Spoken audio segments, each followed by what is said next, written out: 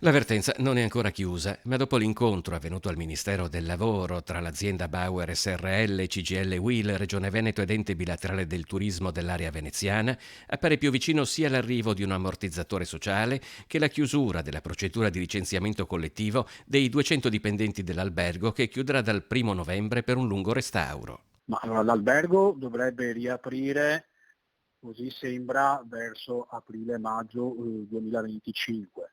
Diciamo che qualora arrivassimo all'accordo definitivo venerdì, i lavoratori rimanendo in continuità operativa in qualche modo sarebbero totalmente tutelati. Renato Giacchi della Filcams CGL di Venezia ha partecipato all'incontro a Roma assieme a Riccardo Vitulo della Wiltux. Le richieste dei sindacati sono state sostanzialmente accolte. Ora un nuovo appuntamento tra le parti è fissato venerdì 28 ottobre, proprio nella struttura alberghiera.